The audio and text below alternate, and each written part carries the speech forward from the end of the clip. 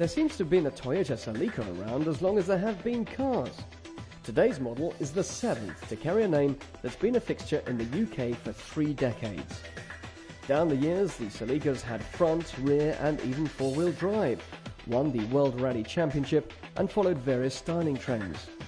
Not all versions were good and 1 or 2 were awful, but the current model is one of the best.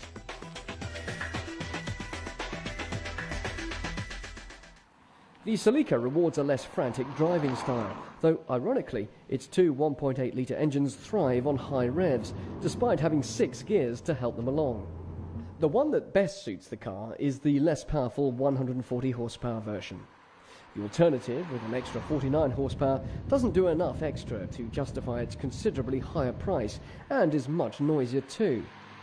But with both, you'll find yourself making frequent use of the gear lever if you try to hurry the car along.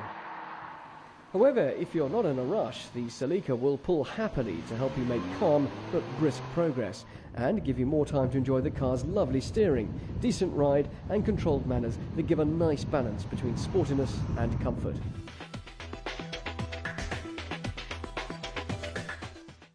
You could call the Celica's interior cabin of 2 halves.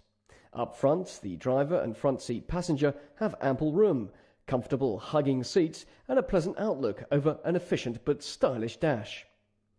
In the back there's only enough head and knee room for children, and the seats and surroundings are nowhere near as plush as those ahead.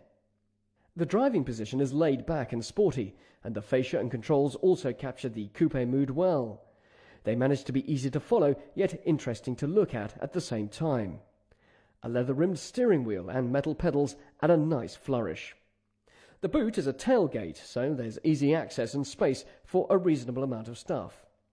And as the rear seats are largely useless for people, you can always fold them down to make more room for luggage if necessary.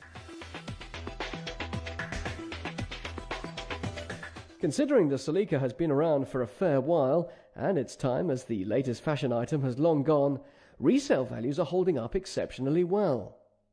In part, that's due to its utter dependability, but its low running costs also add to the appeal. Insurance is the only potentially costly item, and even that's respectable by coupe standards if you ignore the most powerful model.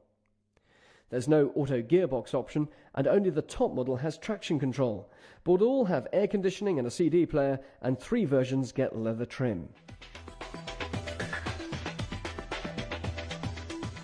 The 7th generation Celica is a touring coupe, preferably for 2 rather than the sports car its sleek, trim figure might suggest. In other words, it's a fine coupe for grown-ups who still want to cut a dash but aren't necessarily in one.